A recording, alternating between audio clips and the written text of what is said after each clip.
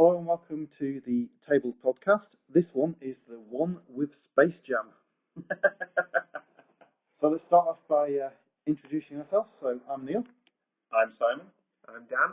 And this week we are reviewing the campaign weekend that Dan's just finished running and Simon and myself have just finished attending.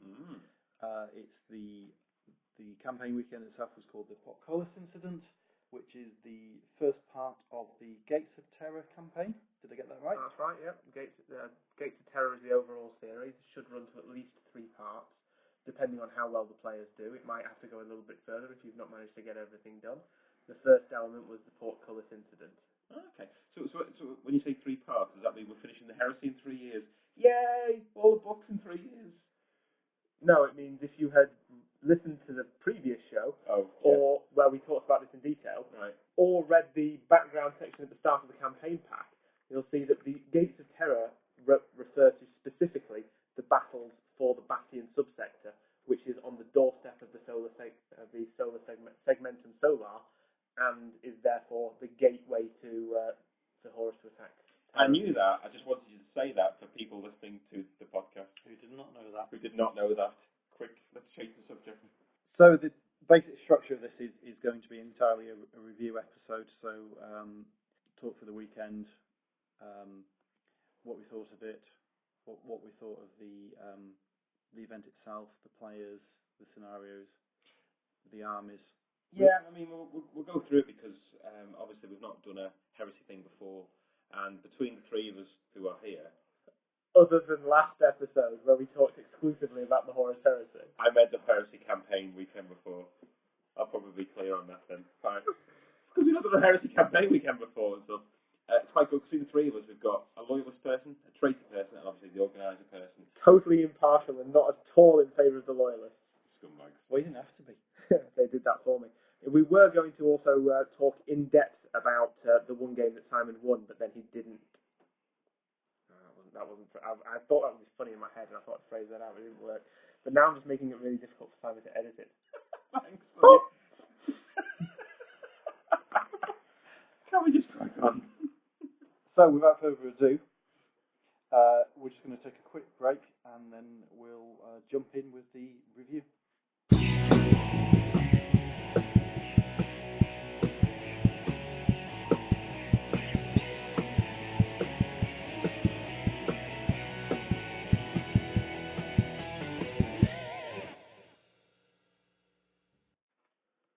And we're back. So if we start the review with Friday night, so we all rocked up to Stockport we got there for about 3, didn't we? Started setting up. Yeah, well, we had a lot of prep to do. I wanted to make sure I had a chance to set the tables out, to clear some service tables either side, so everyone had space for their very big, heavy Forge World rulebooks to sit without them sitting all over the models, and so that I could theme the tables to the different areas that are mentioned in the background, the Portcullis planet. I was getting worried when you were actually starting to fill those tables. I thought, that table is just put all the terrain on one table for now, as like a safety net. Oh no, that was actually the scene. That's how it was set up. Right. It was Hive City. Yeah, I really, really wanted to capture the sort of scenery they talk about in the books, but you never see on a 40k table because it's just a few bits of scattered terrain and some buildings dotted around. The Hive City actually had streets and cities lined out in it. It was really choked, and it would be difficult to move super heavy tanks or knights around it because it should be. It's a really overcrowded planet. Yeah. But then equally, there were the Ash Waste that had no fortifications, no buildings of any kind, hardly any features on them because they were a completely open, arid desert. At one point in the weekend, my knight did have to skip sideways down some of the streets on the Hive table. Because Star jumps as you go to the side. Pretty much because the base wouldn't fit. Oh really? Yeah. Oh my god. You're doing it the hard way. He should have just taken the Reaper chainsaw to the buildings that were in his way. Well, you see, looking at the rules, I don't think you can destroy a building unless there's an enemy in it. Oh, did he not have anybody inside? No, so I had to skip down the table to the building, shuffle into the building that did have an enemy, and then destroy that building. Yeah. Which was quite fun with him, because he does basically just one-shot buildings. So you can't shoot a building that's got no one in it? Is this with my lack of knowledge of 30 or 40k rules? Well, this may be my lack of knowledge, but I think the way it's set up is so that in a normal game, a building has to be claimed. Yeah. It's claimed if it's bought as part of your army, like a fortification, or once an enemy unit has occupied it. I think if they've gone in and gone out, it's still claimed, and you can probably shoot at it then. But not until then. Not until then. Oh, okay. Key tips. There we go. That one. So Friday we were doing the just the point of the spear. Yeah. I was going to say strike up, but no, point of the spear. Point of the spear was the name of the event on Friday. It was a little mini event for anybody who wanted to come along early to represent the kind of scouting forces of your armies arriving in the system. Trying to get a little bit of a beachhead, trying to get a little bit of intel, intel, or other, army-ish words. Army-ish words. Yeah. Scope of the land. Exactly. Land. Before we go any further, Recon. That's the word. Should also mention, I was really impressed with the terrain at the gaming centre. They really have got a lot more, certainly the 40k terrain, because we were pulling out hundreds of buildings, and there was still more. There was actually more than we could use there. We had boards that had every square inch covered in buildings and scenery, and there was still more. Yeah, I think that one board would probably have done at least 3, possibly even 6 tables of quote unquote normal 40k. Yeah. It certainly seems to be a lot more than I've been there before. So it looks like they have really tried to improve the terrain. Yeah, there's a certain stigma attached to the Northwest Gaming Centre, but there are improvements being made, perhaps not as quickly as some people would like. The scenery is getting overhauled. As we saw the benefit of this time, there's a lot more quality 40k terrain as well. A lot of it was actual Games Workshop stuff. Yeah, I'm surprised how much it was. Proper quality Cities of Death stuff and complete buildings. There was, and pretty much every fortification is represented 2 or 3 times as well out of the rulebook, so we're able to stack those around have the data sheets to play with them. Things like the cafe there wasn't open, it wasn't operational, so the food was outsourced to Subway, which was fantastic. Yeah, it was actually nice. Much better. Yeah, I was much happier with that. And it kind of gets mentioned anytime anybody talks about the Northwest Gaming Centre, but there was soap and hand towels in the bathroom all weekend long. I still have my hand sanitizer at all times, though, just in case things. But yeah, no, it's certainly a lot better than we were. There's still a couple of little things. Like, I just wish I wanted to buy a Mars bar. I couldn't. But anyway, that's just me being me. So yeah, Point of the Spear. Sorry. Yeah, so the Point of the Spear was a Strike Force event using the army creation rules from Book 3 Extermination. Yep. For Strike Forces, where you get 150 points to spend on characters and 250 points to spend on individual models from anywhere else in the Legion list to create a small 400-point pseudo kill team type army. But that's kind of where we stopped using the Strike Force rules, because the Strike Force rules themselves are very, very good, but very in-depth campaign system. Oh, yeah. I think we were all saying over the weekend we would all love to do that campaign, and I think it's a really good starting point if you want to get into the Heresy, because you can do it with in fact you probably could get away with just buying like 5 Marines or Forge World, making one of those your hero, and you're probably almost at the you play the others as veterans. Yeah, pretty much. You are pretty much there. I did it with 4 Terminators, so 1 pack of Cataphractii Terminators will do it as well. Yeah, okay. But that's, as I say, that's where we kind of left the Strike Force rules, because they weren't really appropriate for the rough and ready, quickly thrown together approach to the Friday night. It was just supposed to be a little bit of fun to give people. Well, we didn't quite leave them there, did we? Because you did still use the. Oh yes. Your character has died. Oh. Roll in the table to see how much worse they get. There is a fantastic injury chart in the Strike Force injury rules. chart. It's a fantastic injury chart in the Strike Force rules that we use every time. If your warlord, your leader, was taken out of action, you have to come up to me at the desk and roll on the injury chart to see what happened to him. Now, I don't think anybody managed to go a game without the leader being taken out of action. Simon went 1 game without his leader being taken out of action. First game. But that was it. Then it went downhill from there. That was it. But to introduce a little bit of counterpoint to that as well, I adapted the leader advancement table from the Warhammer Regiments of Renown pack that Warhammer World's events team put out a couple of years ago.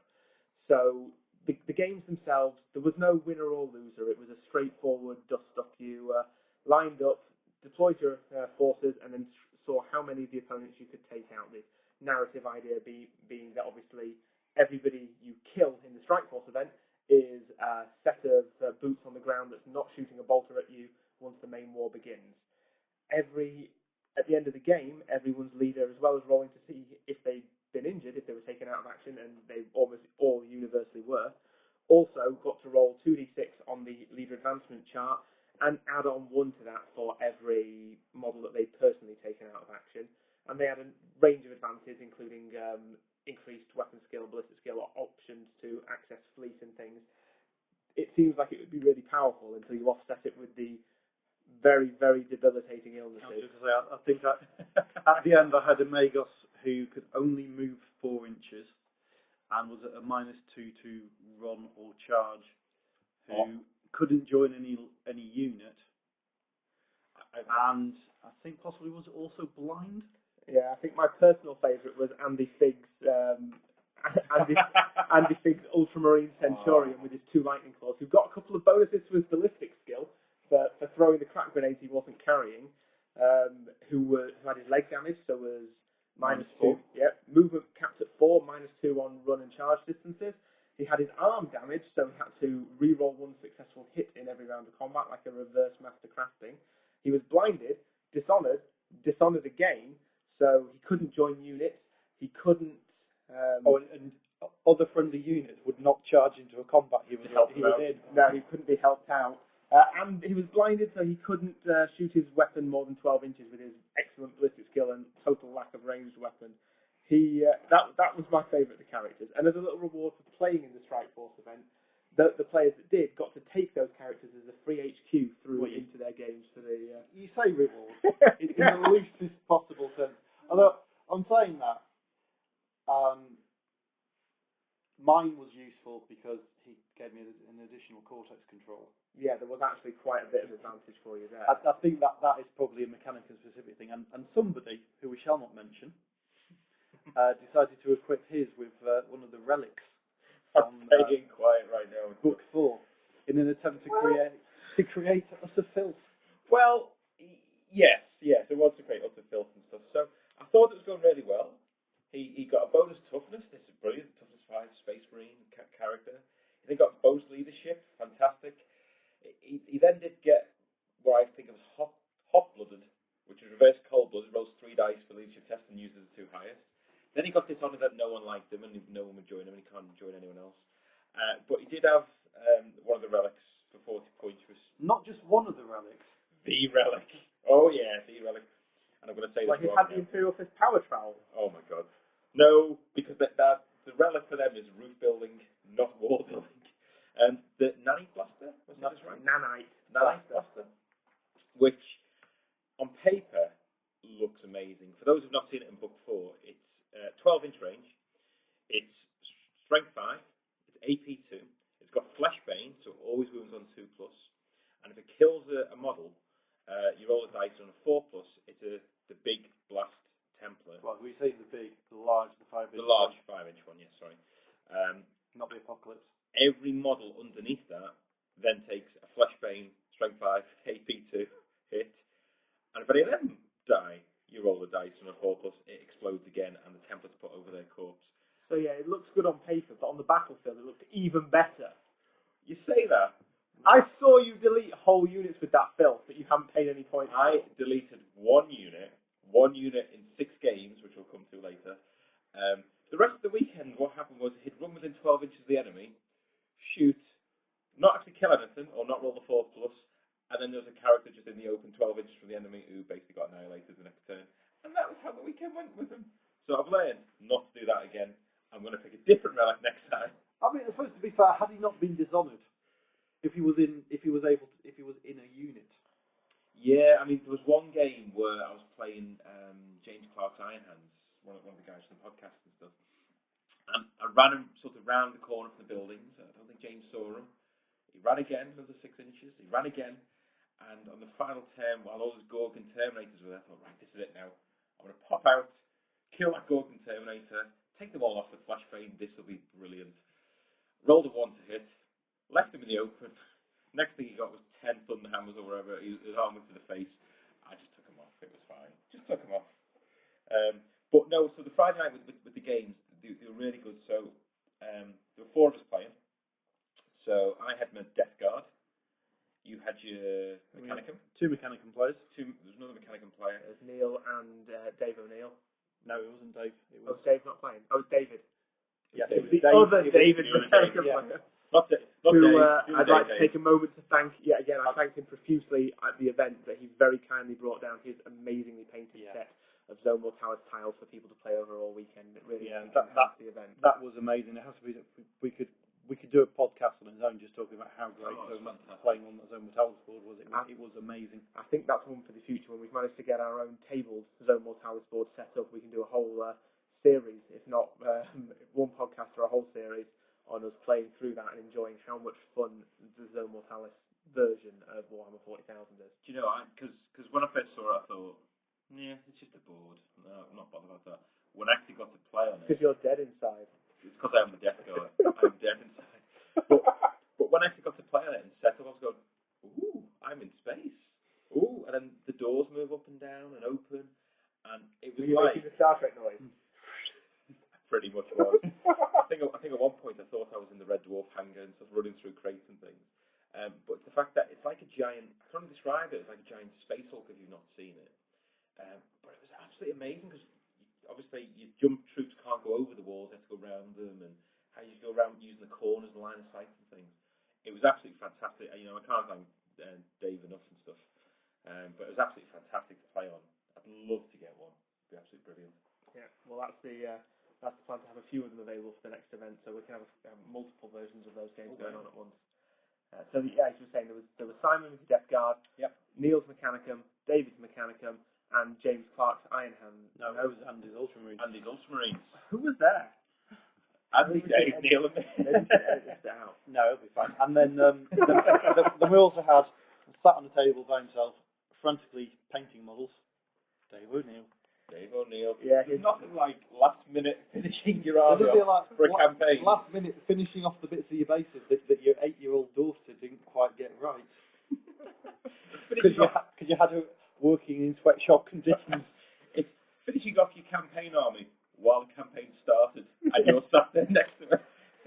Dave could have been playing in that event. He could have been playing and got his free character for the following for the weekend. But no, he was still painting as everyone else was playing. And then, as I mentioned later, I got a little bit of a game there that week. That was the only game I played all weekend because I was running things, and my chief priority was to make sure everybody else was having a good time and everything was running smoothly. So I took the decision not to play in this event. But at the end of the evening, after we'd had 3 good Strike Force games, everyone had a chance to play each other. Simon decided he'd rather go and play Blood Bowl. So he disappeared off to play Blood Bowl with Dave while his Mechanicum bases were drying. In my defence, my halfling team is freshly painted, and I wanted to play with it. In not my defence, my tree man died the second turn of the game, and I basically lost that game. But let's carry on with Horus Heresy. Sorry. So I subbed in the glorious 7th, the Imperial Fists. I'm now querying whether they're the 7th Legion or not.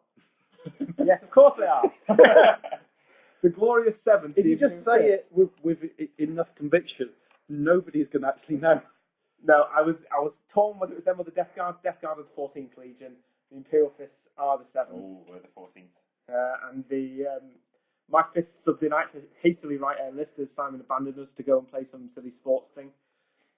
And what did I get in my list? Oh yeah, mine was pretty ridiculous. I was restricted by what I had. I had 3 Terminators, a Terminator Centurion, and my personal favourite, because I had 50 points of character left over I couldn't spend on anything else, I had a Space Marine Centurion in power armour with a chainsword and a bolt pistol, who performed exactly as you'd expect, disappointingly. And we played one last game where my own Imperial Fists and Andy's Ultramarines were on one side of the Zone Mortalis, while Neil and David's Mechanicum sat on the other. We were pretty worried about their Castellax monstrosities, as we didn't really have much that could crack them besides my Thunderhammers, which were on the wrong side of the board. So I thought I'll lay into the one Castellax I could get, and took it down pretty quickly. The Thunderhammers made kneecapped him good. And then you got tech trolls. Yes, the tech trolls killed all of my Terminators in combat. I charged into combat, couldn't kill enough tech rolls, couldn't pass a 2+ armor save to save my life, and they all died. At the end of that was a fantastic game, actually. At the end of that Strike Force No Mortalis game, I think I had one castle axe on one wound, and that was the only model left on the board. And that rounded out the Friday evening. So Saturday began with Dawn at the Northwest Gaming Centre, and the Dawn of War. I so thought you were going to say Rogel Dawn then for a minute. That's so cheesy. Yeah, it was unfortunate. Dan did cosplay the entire weekend at Sigismund. I thought he was going to turn up wearing all yellow Saturday morning. I am Sigismund. I was cosplaying as Malkador. That's my natural, healthy... Surely it was Alfarius. So we began with everybody else arriving, the rest of the people registering. We had, rather serendipitously, a even number of players for each side. We had 7 traitors and 7 loyalists, so it made my job easy dividing them up. The Mechanicum players all were fighting under the banner of the loyalists. I prefer to think the loyalists were fighting under the banner of the Mechanicum. Well, I think it's fair to say that the Mechanicum carried the loyalist players all weekend upon their mighty metal shoulders. That's why we bought so many knights. Oh, nice. Oh. Everyone was split up into teams. Each team elected a leader who was their force commander. For the traitors, it represented the Castellan of Portcullis, the person in charge of the fortress world they were holding. And for the loyalists, it represented the strike force commander charged by Dawn and Malkador with seizing control of the Portcullis to ensure that Horus can't just breeze right by it and swan up to Earth and start, shooting stuff. Yeah, that's what I probably should mention at this point, the actual background for the campaign itself. Yeah. For anyone who hasn't listened to the previous podcast. That I completely forgot that we went through all the background on. So go and listen to the previous podcast. Maybe just go and listen to the previous podcast. It's alright, we'll wait. I'm still waiting. Welcome back. There we go. So we obviously got split into teams. So our team leader on the proper side, which is the side of chaos, death to the Emperor, was Alice Barnes, because he was Emperor's Children. Just incidentally, Spuddy, that expression is death to the false Emperor. Oh, is it? If you were a true believer, you would have known that. Death to the false Emperor? There you go. You see, that's what they didn't win. It's that little girly battle cry that they were doing all week. Because we haven't got sore throats yet and all the plagues as the Death Guard, so we haven't been bulked up yet by Nurgle. But still too healthy. That's what it is. Yeah, I've had too many apples over the weekend. So we had Alex as our leader for the weekend and stuff. So I'm surprised actually how involved the campaign was. I think for it as well, because I just thought, we'll turn up, we'll be on some teams and we'll play other teams, all the rest of it. But actually, there's a lot more to it than that. So I know as a captain, he had secret missions.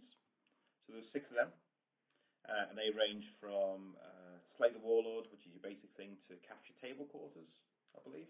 That was one of the overall campaigns. The overall secret missions were more like you slay the Warlord, get first blood, hold more buildings and ruins than your opponent, kill their most expensive gargantuan monstrous creature or super heavy vehicle or big scary what have you. Right, I probably don't know because I didn't achieve many of these objectives over the weekend.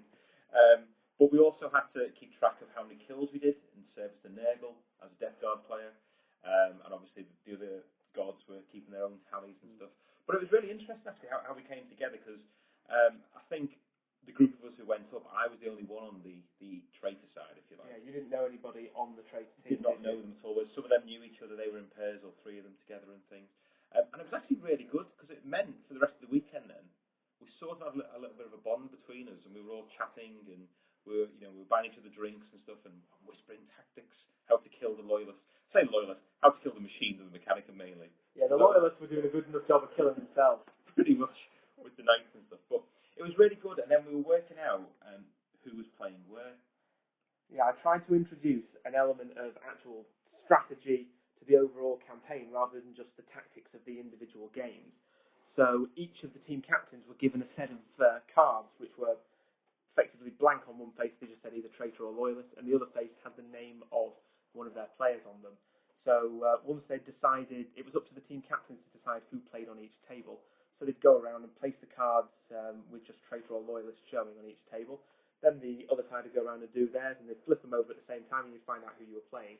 So there was a bit of an element of trying to anticipate who you thought was going to be on the other tables. For example, if you looked at an army which had multiple Imperial Knights in it, they're probably not going on the really choked Hive City board. So if you don't have an answer to them, you're better picking the Hive City board for that particular player to go and fight on. We also introduced a little bit more of an element to that with the initiative element, where if your faction was in the lead... I was going to say, you need to listen to this, Spuddy, because you didn't get a chance to do this all weekend. If your faction was in the lead, you were able to turn over D3 of your opponent's cards before you placed any of yours. So you had a little bit more intelligence, you had a bit more command of the various augury scanners and Vox arrays around the Fortress world, and could see some of the disposition of your opponent's forces. So you might, you roll your D3, which I think came up as a 1 every time.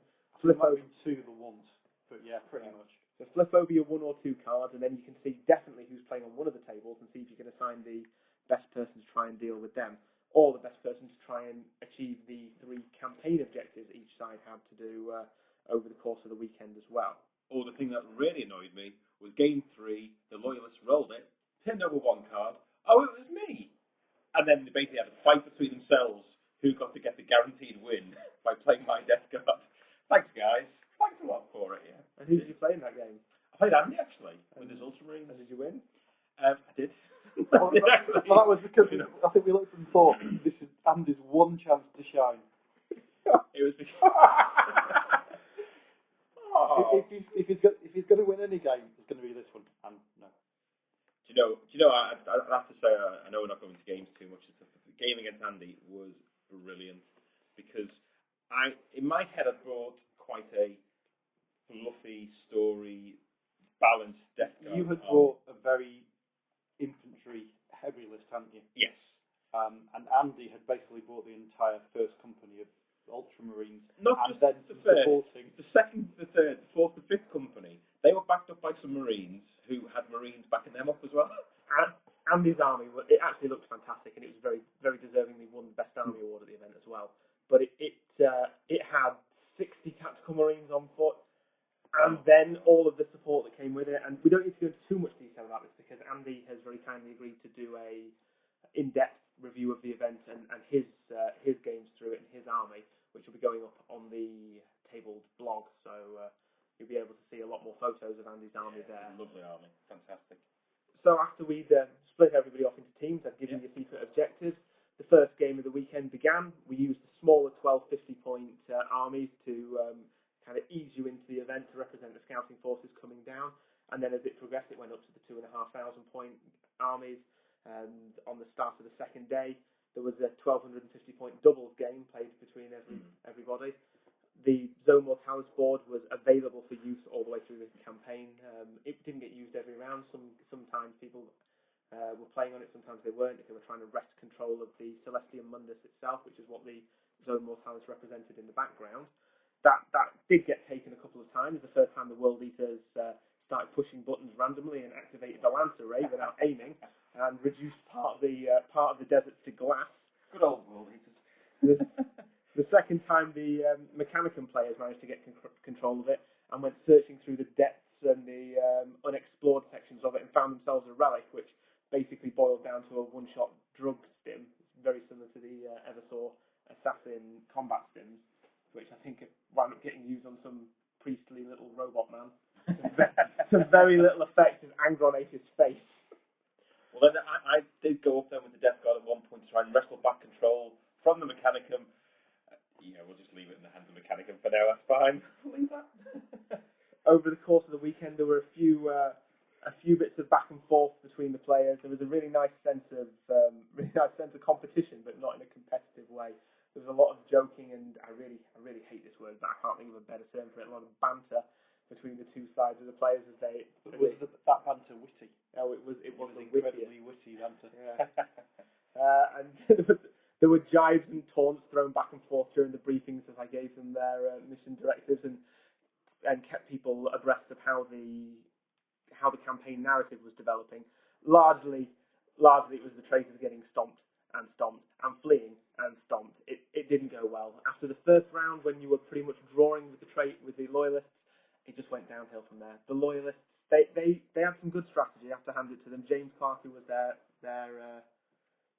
faction commander, another one of the podcast hosts who couldn't make it here tonight.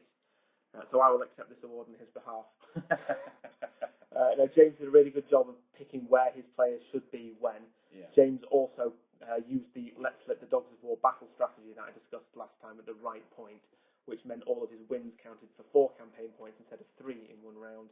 But he wouldn't have got any points for a draw. They actually didn't get any draws. They had 1 loss and otherwise all wins through that round and managed to get all of their secret objective points that round. And it was such a huge leap that it really catapulted them ahead of the traitors at that point, and it was an uphill struggle for the traitors to catch for the rest of the weekend. That being said, even going into the last game, it was still within their grasp, a good round for the traitors, and they could have just snatched back control, but they never really got that good round, despite all the advantages I could give them. They had a number of additional objectives beyond the campaign objectives to achieve over the course of the weekend. One was to hold a certain amount of objectives which had been designated as comms arrays, and when they finally did that, they were able to punch through the ruin storm and call in reinforcements, which was represented by the arrival of Angron and Mortarion. Now, should mention, by this point in the background, Angron's already a demon prince somewhere, but thanks to the vagaries of warp travel, he had obviously set off at some point, arrived later in the future, dealt with a little incident at Portcullis, hopped back in the warp and arrived before he began at some point during the Shadow Crusade, because that's how the warp works. But yeah, they had... Simon's looking very confused here. I just head Back to the Future happened. That's all I did. So this is Angron and Mortarion came down and joined their armies. The round following that, they were given access to the amazing Alpha Legion Infiltrator rules that I wrote rules for Section Leader Press.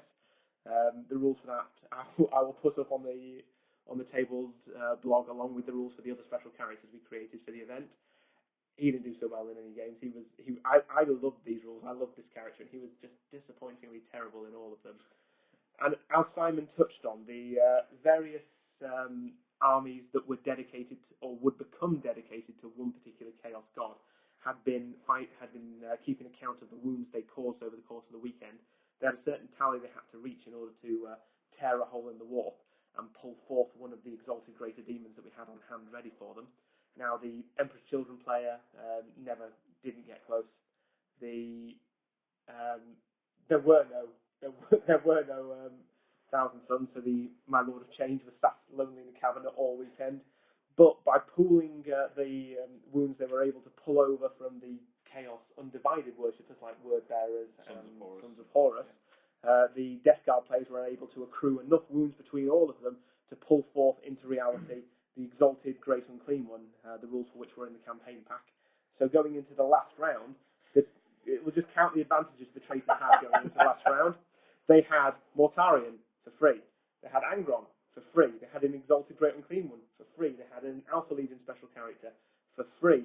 And they had Andy on the opposing team. Oh, you also forget the other one. We also had the Loyalists also had their own special character, which was a major handicap. He was not a major handicap. What's a major handicap? I gave them Sigismund going into the last round. No, we weren't talking about that one. Oh, you're referring to the perpetual Cabal agent. He was fantastic. He was a free psyker. He didn't do anything wrong, did he? I don't know what happened. I know that Chris had him in one game, and he gave his Imperial Knight's divination, and that guy went crazy. What happened in the other game with him? I think it was just we were attempting to just kill him off because you'd spent so much time developing the character, and because we know who the character is in your 40k campaign. Yeah, it was the same situation when I relented and released my Sigismund conversion from the cabinet to be able to be used as well, and they had to draw straws over who had to take him rather than who got to take him, just to spite me. No one wanted to build walls that day. Sigismund does not build walls. And he did his job. Daz had him, one of the other hosts, again, couldn't make it here tonight. Daz had Sigismund with his Blood Angels, rolled up the Warlord trait where he can give certain units Deep Strike, and gave it to Sigismund, because then it would be funny if Sigismund Deep Strikes down on his own with absolutely no support whatsoever. But he didn't need it, because he was Sigismund. He took a couple of bolter shots to the face and then went through an entire squad on his own. And then I think he went home glorious and undefeated, and nothing untoward happened after that whatsoever. Really? Yeah. Really? Yeah. And that's the end end of the podcast. Sigismund, rest in peace. Well, I think he did better than Mortarion, who got trodden by a knight. Well, yeah, but Mortarion did not just get trod on by a knight, he lost a couple of wounds in the game against Andy to Overwatch fire from bolt pistols on the crew of a Rapier Laser Destroyer. So he did 2 charges on Rapier weapons teams who snap-fired with their bolt pistols and wounded the Mortarion? What is going on? Ridiculous. And then, yeah, Chris Stone stepped on him with his Imperial Knight, flattening him like a pancake. You see, I've now taken them off the Imperial Knight's shoe, I've reinflated them with Nurgle powers, and he is back, fit and ready for next time we go into the battlefield. He's not dead. He's not dead. I'm seeing that scene from Space Jam where Wayne Knight gets squashed flat and they have to blow him back up. Pumped up with Nurgle. I'm having a lot of stray stares around the table now. I'm feeling like I might be the only one young enough to have watched Space Jam. Quite possible. And Bugs Bunny, I think. Oh, you're missing out. If you are either too old to have watched Space Jam or too young to have watched Space Jam, you should totally watch Space Jam. You're recommending people go watch Space Jam? Absolutely. All right, go watch it now. We'll wait. Well, as this is being recorded tomorrow, The Avengers is coming out, so I'll go watch The Avengers, I think. It can't be as good as Space Jam. Right, okay. Fair enough. We're supposed to talk about heresy. So as I think you've already gathered by now, the Loyalists won. By a whacking margin in the end. I'm pleased to say, as a closet loyalist myself. It's not very in the closet, though, is it? Let's be honest. The love to Sigismund and the fifth. Closet That definitely is not in the closet. That's not in the closet. The Loyalists won the campaign. The Loyalists managed to wrest control of the portcullis fortress world away from the traitors. Yes. And I think we'll come on. We'll speak a little bit later about the ongoing narrative of the Gates of Terror campaigns, where things go from here. I think before we do that, though, we need to mention not only the number of legions that were present, but also the quality of the painting of the legions, and also obviously the Mechanicum, because there were 14 beautiful armies there. Oh my God, it was awesome. I mean, I've been to, obviously a number of tournaments, whether it's Warhammer or wherever and stuff, and there's always that one person who's literally glued plastic to the base and sprayed it black with a bit of a wash over it, so you go, oh, what's that and stuff. But here, I mean, the standard was awesome. Everybody had invested, and by invested I don't mean as in had bought the models. Everybody had invested in the heresy. Yes. In terms of they'd put the work in, they obviously thought about lists. Shall we just start by going through who was present there? So we're starting with the Loyalists, because actually they're probably the easiest faction. Robots. Well, Robots. we had 3 Mechanicum players. Yeah. And we had 3 very different Mechanicum lists, which I think shows the variety. I mean, we all had a knight. You all had a different. We all had a different knight. I mean, if nothing else, the knight fills about 400 points. Right. So it's like a lot of people's super heavies. It fills an amount of points, which means you're not having to pay 20 odd Marines. You've got a super heavy tank instead. There were 3 quite different Mechanicum lists. There were 2 Iron Hand players. Again, very different lists. The 1 Iron Hand player had allied in knights. Yeah, the Questoris Knight detachment. Yeah, which for the Iron Hands works perfectly. Of all the legions that and also that army. I mean, Chris got nominated for best painted, and he's the one I voted for because the way that army was painted was fantastic. It was all the really matte, flat blacks. Yeah, because when I saw it from a distance, I thought, oh, he's just brought black. I didn't really understand. And as I got closer, I think you appreciate how good it actually is. Yeah. Because obviously all the I don't know what you call them, the plasma weapons, plasma vents were very bright white and blue and stuff. But there was a lot of object store fighting. Yeah, but the black wasn't black. No. It was like a trick of the light in a way. It was like Batman's car. I was looking at it thinking, I can't see this, but I can see this. I don't really understand. But Yeah, I asked him how he did it, because I am half thinking about doing a Raven Guard army. It would be, I'll probably absolutely steal his technique. It was airbrushed, obviously, because you can't really get that flat of the paint without an airbrush. But it was a very flat black, and then a grey over the top of it, so that almost like edge highlighting, but edge highlighting with an airbrush, so you can blend the edge highlight back into the black, and obviously on the angular tanks that Forge will produce, it works perfectly. Then we had the proud 13th Legion of the Ultramarines, which was, as we've already discussed, to see that many infantry troops on a table. It just looks. It looks right. like a proper army. Yeah. It's the only way of describing it. Especially for Heresy, because to me, Heresy is a very, very different mindset when you approach it and stuff. So I know some people who play, 40k or whatever, they just go, I'll go Unbound, I'll get this big thing, put it together. Well, there's not. It's not really. It's a collection of things. Yeah, this was an actual. It was a real army. Yeah. It was a real sea of blue, and I should probably say at this stage, if you're not already following us on Twitter, look us up on there. It's at Tabled Podcast. Yeah. At Tabled Podcast, because I took loads of photos this weekend, live tweeted the whole event. So all those photos will be on that Twitter stream. Yeah. Pictures of all the best army nominees, pictures of all the games in progress, pictures of all of the boards as well. And I'm sure we can put some of them up on the blog as well. But there's absolutely loads of them. So get on Twitter and have a look on there. And then the final loyalist, we were finished off with Daz's Blood Angels. Yeah, Daz's Blood Angels and James's Iron Hands. Obviously, we talked about quite a lot in detail last time. Nothing changed between the recording of the last episode and the event, other than Daz actually painted his army. In record. Actually, I was going to say record time, but probably for him it's not record time. It took him a while, actually. Oh, did it? Well, it was at least a week. At least a week, right? Spraying models red in the morning and then washing them. Right now I can always hear him swearing when he's listening to this, but there you go. Do you want to go through the traitors? Yes, so obviously we had 7 to match, and 2 7s is 14.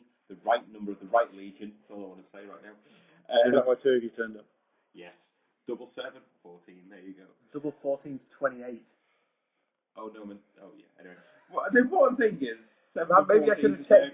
I should have checked your army list more carefully, shouldn't I? So it doesn't matter. He lost because his games anyway. So I ended up with an 8,000 point list, and still got beat now. So we had Emperor's Children. Yep. And they were our leader, if you like, for it. And that was Alex's army, and that was what I think of as your normal Space Marine armies. Well, actually, it wasn't. No, what? Because he didn't look closely at it. He painted the entire army in purple, which actually I've never thought about doing an Emperor's Children army before, because the colour scheme's a bit, I think, gaudy. But on the table, I actually think on the table the Emperor's Children colour scheme looks amazing. I just cannot get past the fact that I cannot stand the Legion in the background. Yeah. Other than Saul Tarvitz, who you can't help but like because he's amazing. There's like nothing redeeming about the Emperor's Children, and I'm genuinely I apologise to any Emperor's Children fans out there, because I know nobody understands why the Imperial Fists are the best Legion, or why Sigismund is the whole reason the heresy was written. But I genuinely cannot understand why anybody would actually like the Emperor's Children or Fulgrim. I am at a loss. But his army looks great. As Neil was saying, it's all painted in the colours, the Legion colours of the children. But he had a number of Mechanicum elements in there.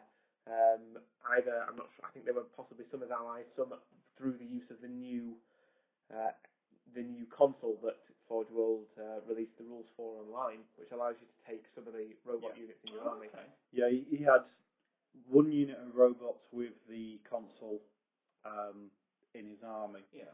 And then he had a small allied detachment, which I think was just the Magos, a unit of Thralls, and the Krios battle tank. But the other Krios battle tank to the one that I'd take. Of course, now I've completely forgotten the name of, but it's the one which, rather than putting out the large blast template, is 4 strength 9 ordnance shots. Basically, it's a tank killer. Oh, right, okay. And it's also a night killer, which will excite me. Yay! I also should say now, because about the nights, I don't think anybody's night lasted the entire weekend. Does anybody's night lasted an entire game? Nobody had a night survive every game. No. Everyone lost at least one. Most people lost them in every game. Yeah, I lost mine every single game. I lost the night. I think what the night is, when you set up and you see one opposite you, all you think is, oh god, it was a knight. It was a psychological thing. You panicked and you threw everything into the knight, but at the end of the day, the knight's only got one gun. The knight's only one unit in combat. There are ways to deal with it. To use the analogy, it's the Demon Prince in Warhammer Fantasy. Yeah, everybody panics and you've won the game already on the psychological level. Yeah, absolutely. So as well as Emperor Children, there were 2 Death Guard players, including 2 very different Death Guard lists. Very different. So, I mean, I won't go into detail mine, but mine was very infantry heavy. Well, we've already gone through yours, haven't we? And stuff. Yeah. And there was also Graham's standard. Graham's. Now, Graham's, I didn't know Death Guard could fly, but fly they did, like Peter Pan coming in and stuff. Graham had 3 Storm Eagles in his. Wow. All scratch built as well. Yeah. Yeah, it looked really good actually. And it was just such a different way because we were looking at some boards and thinking, oh, where do we want to go? And Graham just came up every time and went, I want that board. And we're like, why do you want that board? Well, I've got these flyers. I'm going to fly in. I'm going to do this damage. Then they'll drop down. I'll get all these troops out. And I'm like, okay, you've got the plan. Off you go and stuff. But it's really good to see 2 such different armies of the same legion, and yet they sort of in a way both fit in terms of how you play and things. But did you play Graham? I played Graham, I would say twice, technically 3 times, because I played in first game, and first game I won at the end of turn 1. Unfortunately, Graham's 1250 point list was 2 Storm Eagles with 2 units of I think 14 models. So he had to deploy one of the units of models on the board, and I did say as we set up, because the first thing of the game, first game of the tournament, he set up. Not a tournament. Campaign. Deployed his 14 models pretty close to the board edge, and as he was doing, I did go to him. I'm going to have to try to shoot them off, completely wipe that unit out and win the game. He was like, yeah, of course you are, because what else would you do? And I didn't manage to shoot them completely off, but they did panic off the board. Oh, is that how you? Yeah. Oh, I remember you coming over after 5 minutes saying. I think I did. I think I might have killed 7 of the 14, and then they turned and ran. Oh. At that point, we shook hands, and in the true, I think, spirit of the game, we went, right, should we just keep playing? And so I went, right, your next turn, bring at least one of your flyers straight on, and we carried on. We played the rest of the game. So technically, played twice then, and then I got to play his 2,500 point list as well on the second day. And it has to be said, 3 flyers, not as scary as it looks. Oh, isn't it? No. I thought it'd be really scary actually, because you got nothing, or not a lot that can deal with multiple flyers. I've got a lot of high strength weaponry, so you kept on having to jink. Right. And as soon as you jink, they're not that scary. And if he wants to get his troops out of those flyers to actually start claiming the objectives, actually start playing the missions, he's got to come down to your level, and that's your shot. And with the amount of high strength shots Neil could put out, you can probably wipe the flyers out in the turn they have to expose themselves. As we said, I don't think I managed to kill any of the flyers, but they didn't really have that much of an effect on the game. Yeah. And I still managed to win just by because we were playing the Maelstrom mission, so I managed to win by going for the objectives. Oh, okay. Well, of course you won. You were loyalists. Well, exactly. Yeah. So that was all we did. So who else did we have in the Inglorious Traitors? Inglorious Traitors, Inglorious Bastards. And so that's Chaz as well. So he had his Alpha Legion. Yeah. Or did he? Or maybe he didn't. Well, we weren't entirely sure. I love Chaz's Mexican Alpha Legion. Hey, gringo, here we are. I had much fun wondering, okay, hey, we're taking this tower. You want the tower? We got the tower. There was lots of little things happening in the background that may have been the result of the Alpha Legion, or may not have been the result of the Alpha Legion. They are just such a useful tool in like the 30k universe. We need this to happen. How are we going to do that? Just say the Alpha Legion did it. It'll be fine. Yeah. We got around a lot. At one point, they thought they found a very large bastion bristling with heavy bolters. So I told them the heavy bolters didn't work. So they were clearly Alpha Legionnaires in disguise. It probably wasn't Mortarion. I think it was 3 Alpha Legionnaires on each other's shoulders in a big coat. With a big stick. Run round. But I teamed up with Chaz on the morning of Saturday. What did you? Sunday. Sunday, and it was day 2 of day 3 of the campaign, day 2 of the weekend. Or did I? No, I definitely did. I think that was one of my favourite moments. Obviously, I didn't play in the weekend. I wandered around a bit taking in all the stuff that was happening. One of my favourite moments was seeing Simon deploy his army alongside the Alpha Legion army in the 1250-point doubles game. And by alongside, I mean there was only Simon's army on the table because all the Alpha Legion infiltrated. But at that point, it looked like there was two armies facing off against him, and then Simon's army because the Alpha Legion hadn't shown up. It was classic Alpha Legion. Just God and I going, I think we've been screwed here, lads. We're like, come on, lads, we've walked all this way to the battlefield. Where are the buggers? We're up. And they just weren't there. They eventually showed up, but not at the start and stuff. But yeah, that was scary to start with. I thought, are you actually going to put any models on this table? And he just kept smiling at me, going, not yet, not yet. That Raven Guard list I've written doesn't have. I don't start with any models. Nothing comes in till the end of till my turn 1. Oh, but if you go second, you don't automatically. No, because it's the end of each game. Right, okay, got you. Sorry. Anyway, and then we also had Nick and Richie, and they were psychopaths. They also brought psychopathic models with them. That's a really bad joke. They were world eaters. And you know what? It looked really good. I mean, I've been painting white for so long, white and green, obviously, for Death Guard and stuff. And when they turn up with the white and blue, like, ooh! Visually, there were two very different armies as well, weren't they? Richie's was really, really grimy, really nicely weathered. Richie was also nominated for Best Army, very deservingly, I think. Definitely. He'd nicely based everything on 40mm basis, so there's a little bit more little dioramas going on all the bases. Really grimy, really beaten up, really looked like something that was on parade. Nick's didn't have much battle damage done, much weathering done. Now, I think there were some elements of it he was still looking to finish off. But it was still very nicely painted. And it was really almost two sides of the same coin. You had a look at the before, the after. Well, once the crust of the planet started to fracture and some of the steam vents started to come up, we like to joke that when one of Richie's vehicles drove through the steam vent, it came out the car wash the other side looking like one of Nick's. Well, I mean, Richie's absolutely awesome, and you know, I'm not going to make a secret. I voted that as best painted actually because I thought it was real. Grimy, 30k, Horus Heresy. It was a lot of troops as well as some, obviously, support with them as well. But it just looked like a proper 30. You wouldn't see that in 40k, I don't think. But it's a proper 30k list. I really, really liked it, looking at it and stuff. And the final member of the Magnificent Seven was Simon. Not me, different Simon.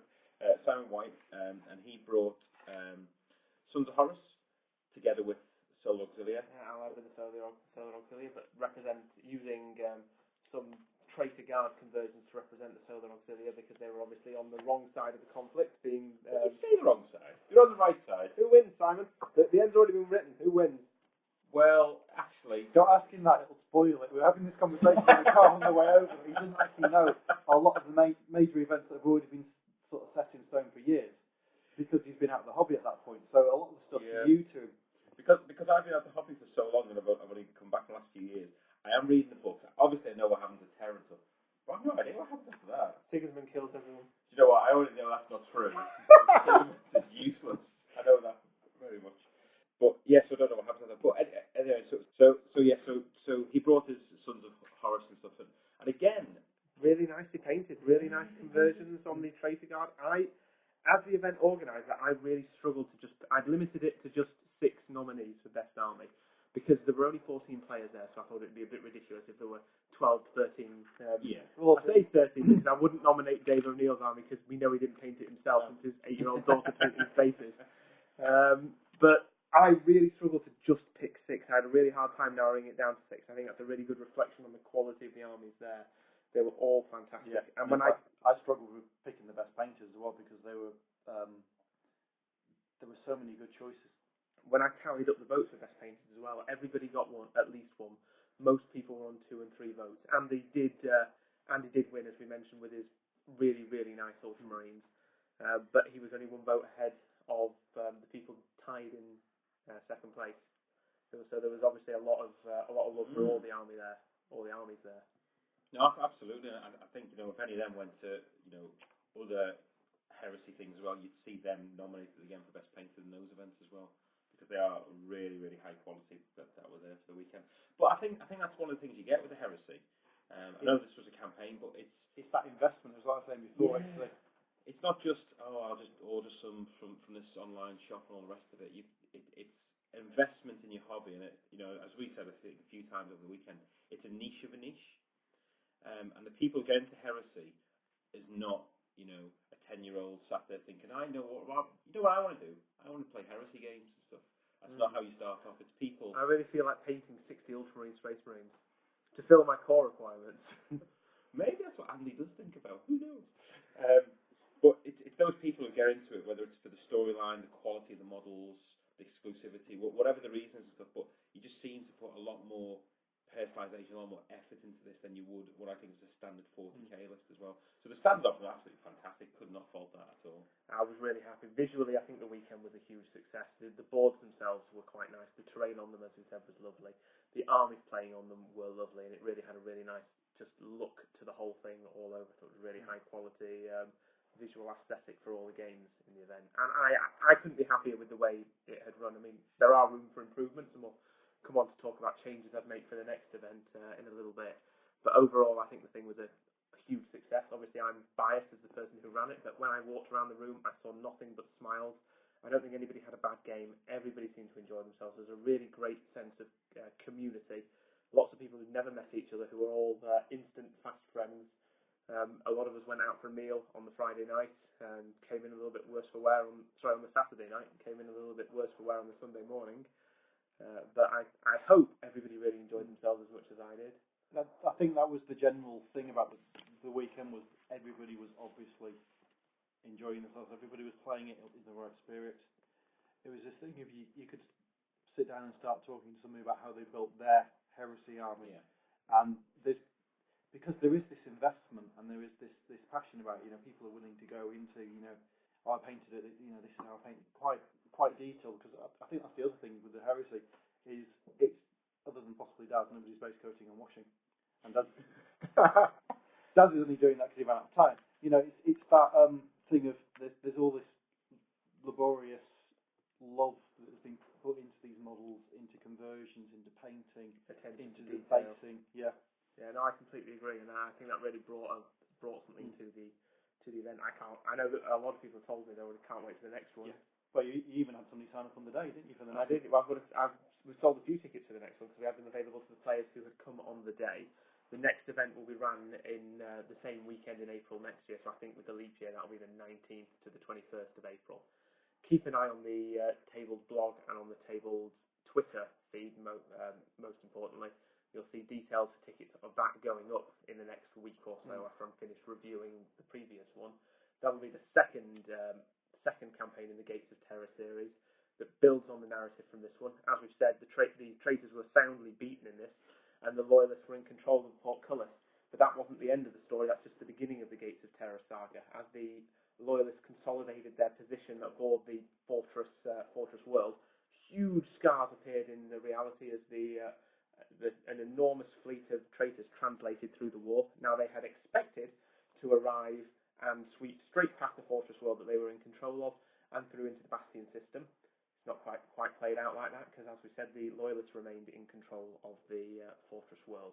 So they were able to bring the full force of the fortress world and the Celestium Mundus space fort to bear on the attacking traitors. They reaped a bloody toll on their attacking fleet, and it allowed them to stall them long enough that more reinforcements from the Loyalists were able to punch through the ruin storm and bring the main force of the traitor fleet to battle further into the Bastion subsector at another system, which will be the focus of the second part of the campaign. As I said, there are changes I've made from this one, a couple of things we've learned from it. Little things like the secret objective cards, there were 6 available and 1 had to be played each round, but a few of them the teams found they were unable to achieve because of what they put in their armies. So I'm going to introduce more secret objective cards next time. I'm thinking 9 of them. So 1 has to be played each round, but you have some choice over which one you play, and there are 3 that you won't use over the course of the weekend. The overall campaign objectives each team had to do, these were things like you had to hold X amount of buildings at the end of games, you had to hold X amount of table quarters, you had to kill a certain number of enemy characters in challenges. Now, Neil and I sat down and did quite a lot of maths on the Friday night once we knew the numbers were finalised, sorting out how many of these objectives would need to be done over the course of the portcullis incident, making sure it was achievable but not easy. But we can't have done that maths right, because whilst it was achievable, it was all but impossible for the people to do. You only needed 1 bad round and it made the whole campaign objective for you unachievable. So those numbers need tweaking to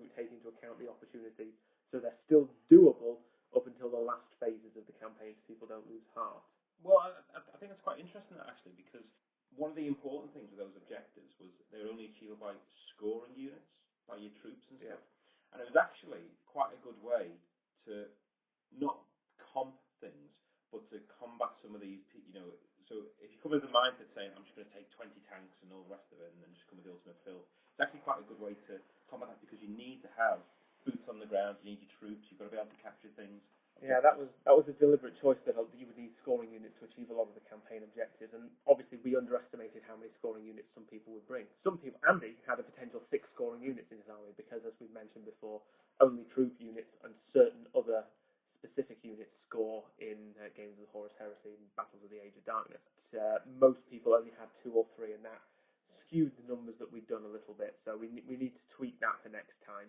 The big change going into next time is I've decided to allow the inclusion of special characters, including the Legion's primarchs. There are a couple of caveats on this. First of all, this is set during the 7 to 10 year Age of Darkness period, after Calth, after the Shadow Crusade, after the point the books are up to now from Black Library, and before the Siege of Terror. Obviously that means that some of the characters will not be available to be used. So Ferrus Manus, for example, head is rolling around on the floor of one of the traitor battle barges, so he's not going to be available because he's dead at this point. I don't think you even want to know what the Emperor's children are doing to it. I have a question like that, actually, because I'm reading the books and stuff, and I may have missed this. Where is his head? Or is it genuinely we just don't know? Well, one audio drama involves Horus talking to Ferrus's head, but I think it's on board. I think the Emperor's children have it now. What, as in the head's talking to him, or no, Horus is insane? Like proper Hamlet. Right, okay. So they've got it at the moment, right, okay. So yes, those special characters will be allowed, subject to that caveat, and subject to there can be only one rule. The reason we disallowed special characters the first time round was to make sure that every battle wasn't just there weren't 4 Horuses running around. There weren't 6 Abaddons on every table. To combat that, when you buy your ticket, and this is an incentive to get in and get a ticket quickly for the next event. When you buy your ticket, you now have to specify which legion, or if it's not a legion, such as the Solar Auxilia or one of the Mechanicum factions, which one you want to bring, and if you want to bring a special character. And it's on a very simple first-come, first-served basis. For example, Horus, Abaddon, and Sigismund have all already been reserved. Players are bringing them. If you tell me if you want to bring one that's been reserved, you'll be put onto a waiting list, and if closer to the time, the person who'd reserved Horus doesn't want to bring him or isn't able to, it'll go to the next person down. But the goal is to make sure that there's only one of each of the special characters on the tables over the course of the weekend, so their exploits are that little bit more special. You don't have to, you'll keep a track of what Horus, for example, achieves over the weekend. Keep a track of what Typhus achieves over the course of the weekend, because there'll only be one of them running around. So that'll be a nice little bit of back and forth feedback on the narrative. Now, the other change going into it is by popular demand, going to allow for Legion armies to be bought as either traitor or loyalist legions for either of them. So if you've modelled yourself a loyalist Emperor's Children army, you can buy a loyalist ticket with the Emperor's Children. That will restrict the special characters you'll have, because all of the Forge World books actually list which characters are available for loyalists and which are for traitors. So if you take a loyalist Emperor's Children army, you won't have access to Lucius, you won't have access to Fulgrim, and you won't have access to people like Saul Tarbet, who are already dead by this point. Likewise, if you decided to take a traitor Imperial Fifth army, perish the thought, surely representing one very, very small company that was caught out in the Ruined Storm and has been misinformed by some Alpha Legion trickery. Taking bricks out of the walls as they take them down. Then you couldn't bring Pollux, you couldn't bring Dawn, you couldn't bring Sigismund, because they are all loyalist characters. I'm not seeing any negatives to being a traitor fist player so far. Can't bring them. Alexis Pollux is really good.